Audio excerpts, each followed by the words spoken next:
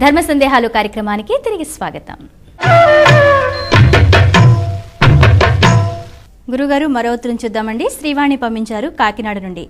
ప్రతి పురాణంలోనూ కనిపించే నారదుడికి ఆలయాలు లేవు, ఎందుకని అని అడుగుతున్నారు.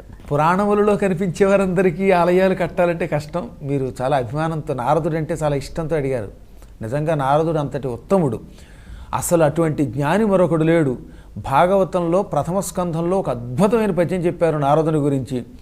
వాయించు వీణనెప్పుడు మ్రోయించు ముకుంద గీతములు జగములకు చేయిల్చు చెవుల పండువు మాయిల్చు నగాళి ఇట్టిమతి మరి కల్లడే. ఎప్పుడూ చేతిలో ఉన్న మహతి అనే వీణ నిరంతరం మీటుతూనే ఉంటాడు. దాని నుంచి సంగీతం పాడుతూ కృష్ణ గోవింద నారాయణ హరి అంటూ ఆయన గీతాలే పాడతాడు. అంటే వీణ వాయించటం, ఆ వీణకి అనుగుణంగా హరిస్మరణ చేయటమే ఆయన చేస్తాడు. ఈ హరిస్మరణతో జగత్తుకి చెవులకి పండుగ చేస్తాడు, సకల పాపాలు తొలగిస్తాడు. ఇటువంటి జ్ఞాని మరొకడు ఈ చరాచర జగత్తులో లేడు లేడు లేడని భాగవతం చెబుతోంది. నారదుడు లేకపోతే రామాయణం లేదు, నారదుడు లేకపోతే భాగవతం లేదు, అసలు నారదుడు లేకపోతే సత్యనారాయణ వ్రతం వంటి అనేక వ్రతాలు లేవు. కానీ ఇన్ని చేసినా ఆయనకి గుడి ఎందుకు కట్టరు అంటే, ఋషులందరికీ గుళ్ళు కట్టమని ఎక్కడా శాస్త్రం చెప్పాల. ఒక్క బ్రహ్మ విష్ణు మహేశ్వరులలో శివుడికి విష్ణువుకే గుళ్ళు. బ్రహ్మగారికి భృగు శాపం వల్ల గుడి లేదు, శివుడి యొక్క శాపం వల్ల కూడా గుడి లేదు. ఒక్క చోట మాత్రం చేబ్రోల్లో ఉంది, ఇంకెక్కడ గుళ్ళు ఉండవు.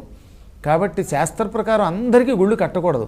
ఇవాళ కనిపించిన వాళ్ళందరూ గుడి కట్టేస్తున్నారు. కొద్ది రోజుల పాటు మీకు ధర్మ సందేహాలు తీరిస్తే నా మీద అభిమానం కలిగితే నాకు కూడా గుడి కట్టేస్తున్నారు. కడితే అది అభిమానమే అవుతుంది. కానీ ధర్మ ప్రకారం అయితే మానవులకి ఋషులకి వీళ్ళందరికీ గుడులు కట్టకూడదు. అందులో నారదుడు మొదటి నుంచి జ్ఞాని, నాకు గుడి కావాలి అని పొరపాటును కూడా తపస్సు చెయ్యలేదు.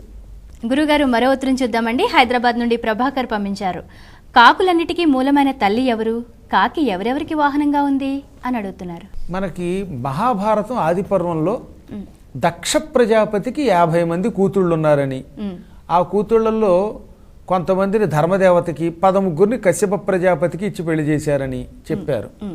అందులో కశ్యప ప్రజాపతికి వినత అని ఒక భార్య ఉన్నది. ఈ వినతకి పక్షులు పుట్టుకొచ్చాయి. ఈ పక్షుల్లో ఒక ఆవిడ పేరు స్యేని. ఈ స్యేని నుంచి వరుసగా కాకులు, తర్వాత గుడ్లగోబలు, డేగలు, గ్రద్దలు, ఈ 4 పక్షులు పుట్టుకొచ్చాయి. కాబట్టి ఇవాళ మనందరం కావు కావు అని అరుస్తూ లోకమంతా సంచరిస్తూ పొద్దుటపూట పిండ ప్రదానాల కోసం ఎదురు చూస్తున్న కాకులన్నిటికీ మూలమాత స్యేని అనే ఆవిడ.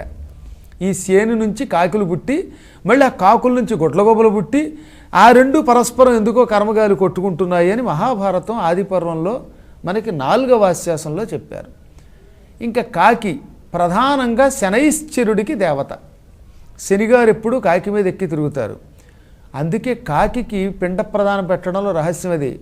పిండ ప్రదానం కాకికి పెడితే కాకులకి అధిష్టాన దేవతగా ఉండి కాకి మీద ఎక్కి తిరిగే శనైశ్చరుడు సంతోషిస్తాడు. సంతోషించి ఆహారం పితృదేవతలకు అందజేస్తాడు. మనకు కూడా శని దోషాలు తొలగిస్తాడు. ఇది కాకుండా మందేవులు అనే పేరుతోటి కొంతమంది రాక్షసులు ఉన్నారు. వీళ్ళు సూర్యోదయ సూర్యాస్తమయ కాలాలలో సూర్యుడిని పట్టుకుంటూ ఉంటారు. వీళ్ళు పరమపాపాత్ములు, వీళ్ళని ఎవరు చంపలేరు. అందుకే అర్ఘ్యం అనే పేరుతో సూర్యుడు ఉదయించినప్పుడు, సూర్యుడు అస్తమించినప్పుడు సంధ్యావందనం చేసి గాయత్రి మంత్రంతో నీళ్ళు ఇస్తూ ఉంటారు చూసారా. ఈ అర్ఘ్యప్రదాన జలం వెళ్ళి సూర్యుడిని గట్టిగా పట్టుకుంటున్న మందేహుల్ని పటక్కున దెబ్బ కొడుతుంది. దాంతో వాళ్ళు పక్కకి తప్పుకుంటారు. సూర్యుడు మనందరినీ రక్షిస్తాడు. మళ్ళీ ఎప్పటికప్పుడు మనం అర్ఘ్యం ఇస్తూ ఉంటేనే వాళ్ళు తప్పుకుంటారు, వాళ్ళకి చావు ఉండదు కనుక. అందుకని అర్ఘ్యప్రదానం చేయకపోతే సూర్యకిరణాలు మనకి సక్రమంగా రావు. అతి నీలలోహిత కిరణాలు అంటే అల్ట్రావైలెట్ కిరణాలు భూమికి వస్తాయి, భూమి నశిస్తూ ఉంటుంది. కారణం ఓజోన్ దెబ్బతినడానికి కారణం అది అర్ఘ్యప్రదానం చేయకపోవటమే. ఈ సూర్యుడిని పట్టుకుని మనల్ని అందరినీ ఏడిపిస్తున్న మందేహులకి కూడా కాకులే వాహనాలు. కాబట్టి కాకులు శేని నుంచి పుట్టాయి. ఇవి శనైశ్చరుడికి మందేహులకి కూడా వాహనములుగా ఉంటాయి. ఎక్కడికైనా వెళ్ళగలిగే బలమైన కాకులు అన్నమాట అవన్నీ కూడా. గురుగారు మీ అమూల్యమైన సమయాన్ని వెచ్చించి ప్రేక్షకుల సందేహాలను నివృత్తి చేసినందుకు ధన్యవాదాలండి. వీక్షించారు కదా, ఇది వాళ్ళ ధర్మ సందేహాలు కార్యక్రమం. మీకు కూడా ఏమైనా సందేహాలుంటే మాకు రాసి పంపించండి. మా చిరునామా ధర్మ సందేహాలు, కేర్ ఆఫ్ భక్తి TV, road number 92, Jubilee hills, Hyderabad 5,96,000. మా ఇమెయిల్ ఐడి bhaktihyd@gmail.com. రేపటి ధర్మ సందేహాలు కార్యక్రమంలో మళ్ళీ కలుద్దాం. అంతవరకు సెలవు. నమస్కారం.